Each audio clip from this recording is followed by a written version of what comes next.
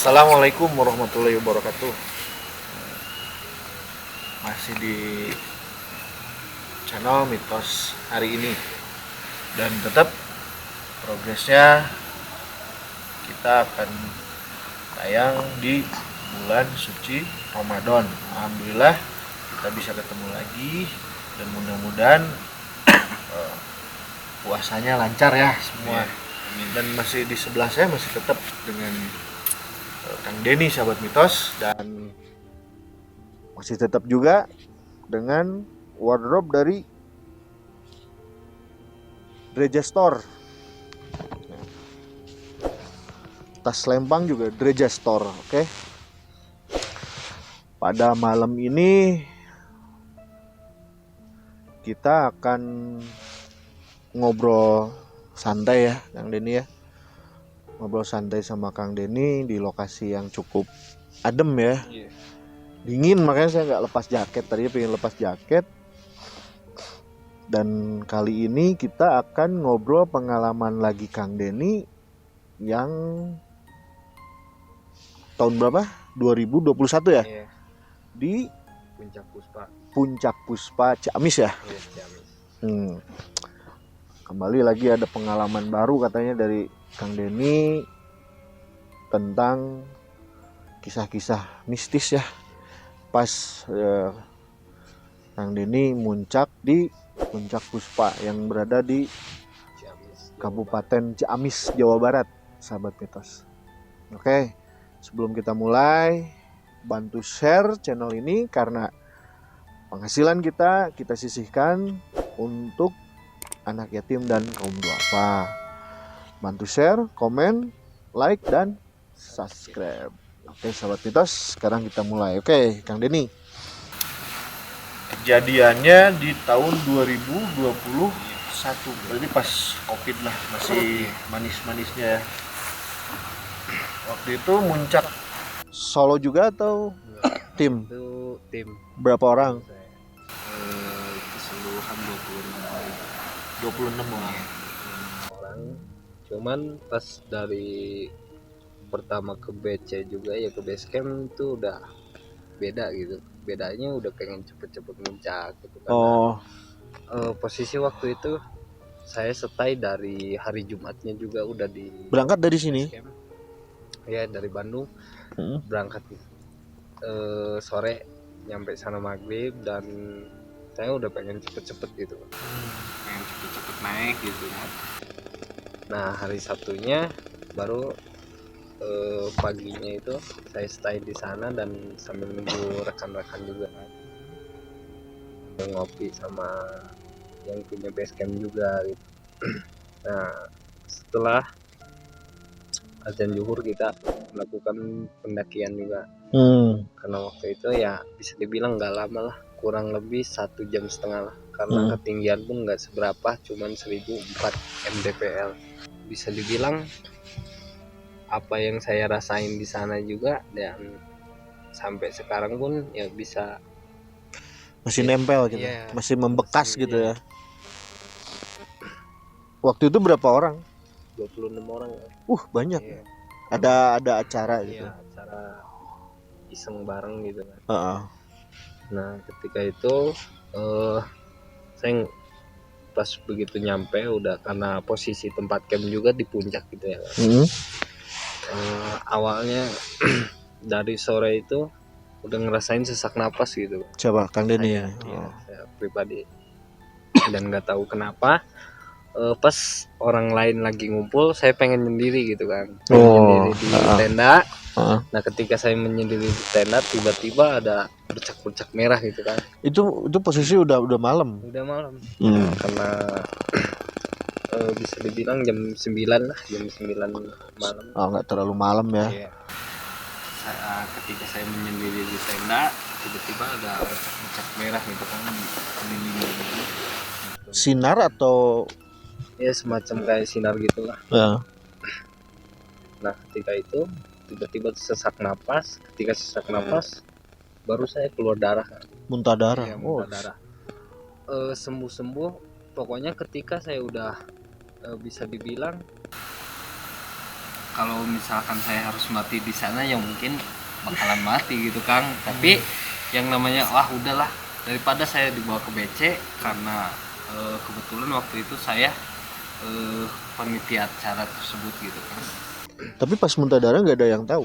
Nggak ada Kang. Nah cuman ketika waktu itu saya buka tenda, karena nggak mungkin saya muntah darah terus di tenda gitu.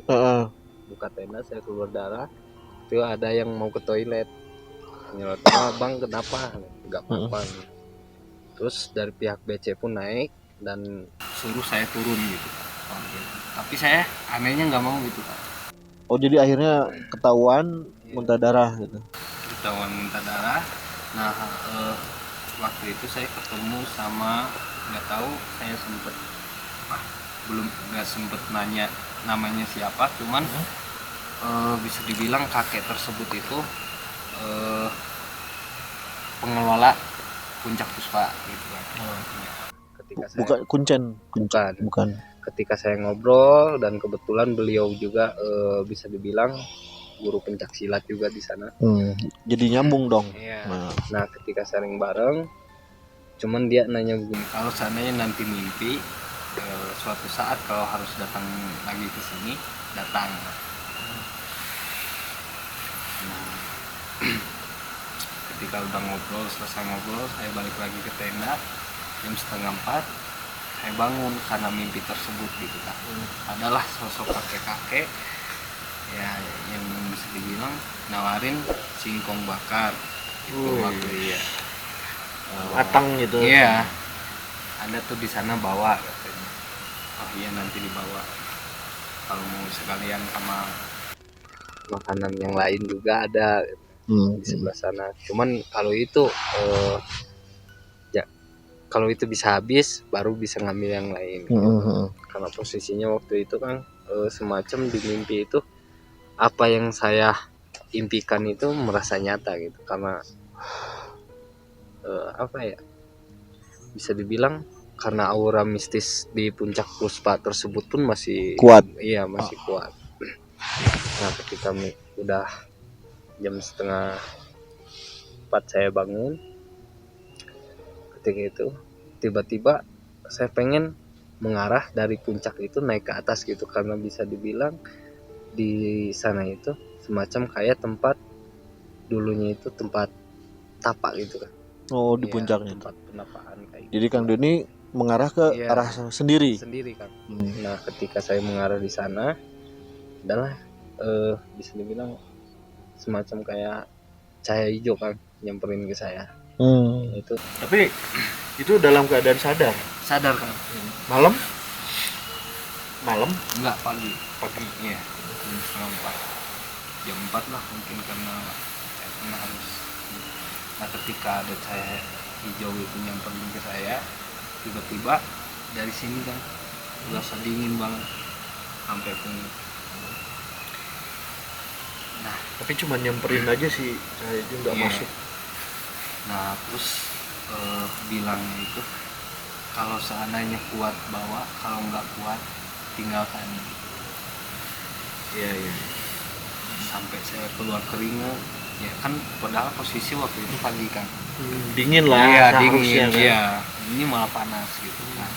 Nah ketika itu saya nggak kuat, batuk darah lagi, dan setengah 5 atau setengah 7 lah dicariin gitu kan, saya kemana Sama tim semua. Iya, sama tim semua. Dan katanya bisa dibilang saya itu lagi ngobrol sama pokoknya sama-sama pendaki katanya gitu Waktu itu. Iya, cuman pas waktu itu para pendaki itu baju hijau semua gitu kan.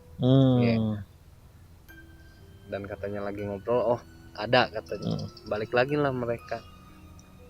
Padahal waktu itu saya nggak sadar gitu Kang. Saya balik lagi ke tenda, anak-anak mindah, Kang itu yang tadi teman-temannya ini. Saya kaget ditanya kayak gitu, karena nggak ngerasa ngobrol sama yang pendaki lain gitu. Saya kaget gitu kan, loh kok bisa? Wah mungkin saya salah lihat, nggak mungkin, karena masalahnya banyak kan gitu kan. Nah udahlah ntar aja ceritanya di BC. Nah kebetulan saya ketika turun ke BC dan ngobrol sama pihak BC tersebut, dan itu kalau misalkan udah jodohnya gitu pasti sama orang mana juga, dan nggak mungkin sama orang sini gitu kan. Ketika saya ngobrol, kalau bisa pas kemarin pas bulan Mulud itu kan, kalau bisa datang ke sana, tapi kalau sana ya ada halangan apapun, kalau bisa diusahakan datang ke sana gitu. Tapi udah tunai Belum kan, karena kemarin bisa dibilang halangan tersebut itu cukup kuat halangan. iya. Dan saya mohon izin lah kalau misalkan kemarin datang ke sana, katanya mungkin itu udah rezeki kan. Tapi ya mudah-mudahan lah kalau sananya udah ada waktu lagi datang lagi ke sini, dan beliau sudah anggap saya pun sebagai anak sendiri gitu kan. Katanya. Iya.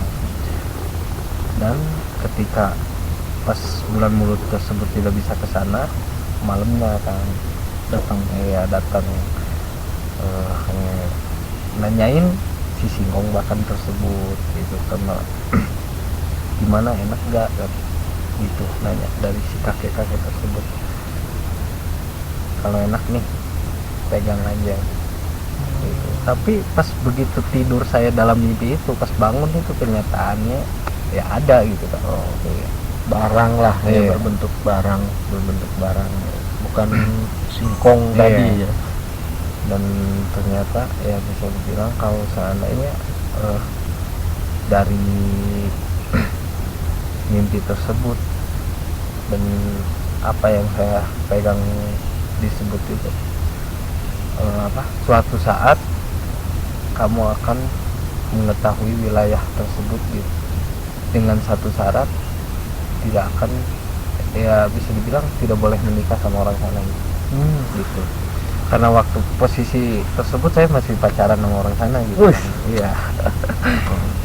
Dan anehnya ketika udah ada rencana mau nikah gitu kan, dan tiba-tiba merasa saya malas gitu kan, jadi tiba-tiba saya kalau ada kabar dari dia saya balas, kalau nggak ada ya saya malas gitu. Dan Jadi pokoknya jadi kurang respon iya, aja lah. kurang respon gitu. Nah ketika besoknya paginya saya tiba-tiba ya udah ngomong udahan lah gitulah, jangan dilanjutin. Nah pas malamnya saya nekat pengen ke Ciamis gitu, ada apa sebenarnya, dan saya nekat sendiri waktu itu malam Selasa kan, Muncak lagi iya. Dari BC jam 9 itu tanpa sepengetahuan pihak BC gitu. nggak izin lah, Nggak izin, malam-malam. iya malam-malam saya berangkat sendiri. Saya penasaran di puncak itu akan apa, dan saya lihat dengan sosok saya sendiri itu semacam kayak ada perguruan gitu Di atas. iya, di puncak iya, perguruan silat. iya. Nah si kakek tersebut lah yang ngajak saya gitu. Sampai bilangnya hebat bisa datang ke sini, dikasihlah tongkat beliau tersebut, dan sampai sekarang kan masih ada gitu. Oh, di bawah. Iya, masih ada. Nah, kenapa baru ngomong ya? Kan kalau Karena bisa dibilang Kang, terus terang dari perkataan tersebut hanya orang-orang tertentu kita nggak bakalan mengucapin, nanti akan terucap sendiri gitu loh Kang. enggak kan, kalau tahu bisa sampai lalu sampai diliatin nih tongkatnya gitu. Bisa difoto nanti. Bukan berarti apa? tapi di foto bisa nggak di Kalau untuk itu ya mohon maaf ya, bukan berarti ini ya belum bisa sih Kang, masalahnya hanya saya yang tahu gitu. Oh. Iya. iya. Terus sudah dikasih tongkat itu turun aja biasa gitu. Saya nggak sadar Kang, waktu itu ketika udah dikasih tongkat tersebut, tiba-tiba semua yang saya lihat putih gitu Kang, nggak ada warna lain selain ya, nggak ada pemandangan apa gitu. Yang saya lihat cuma putih aja gitu. Dan saya sadar itu pas saya ya, turun, pas jalan turun tiba-tiba sadar sendiri gitu kan. Oh gitu ya. Saya kaget, loh kenapa kok kayak gini. Nah pas jam 1:30 malam saya nyampe di BC, nyalain motor baru pulang gitu.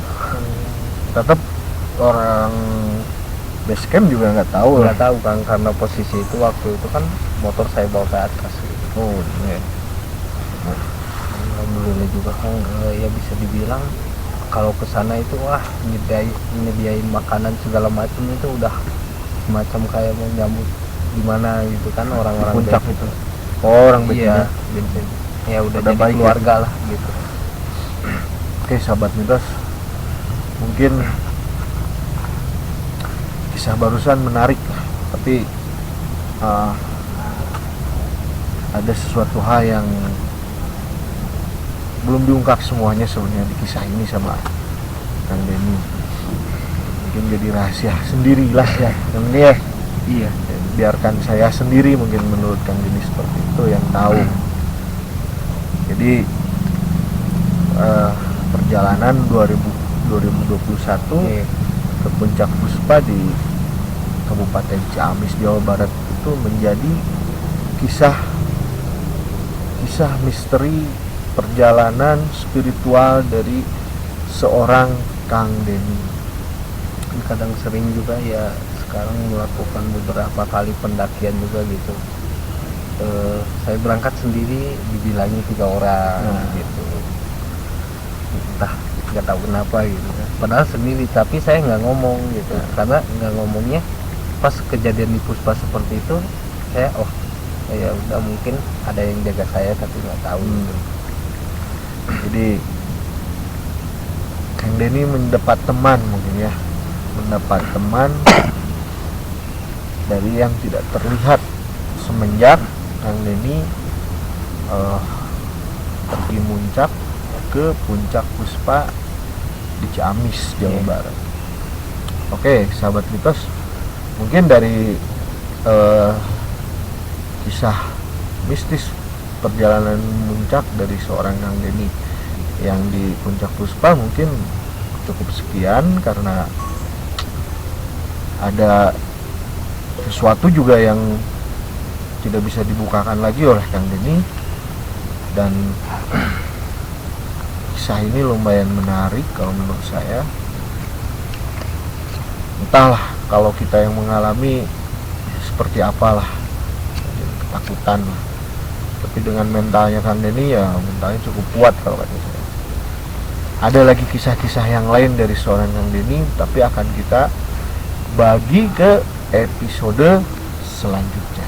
Oke sahabat mitos semua, mungkin untuk sesi Puncak Puspa cukup sekian, dan kita akan lanjut untuk episode selanjutnya di kisah misteri seorang Kang Denny yang selanjutnya. Oke sahabat mitos, jangan lupa like, comment, subscribe, dan share sebanyak-banyaknya channel kita. Assalamualaikum warahmatullahi wabarakatuh.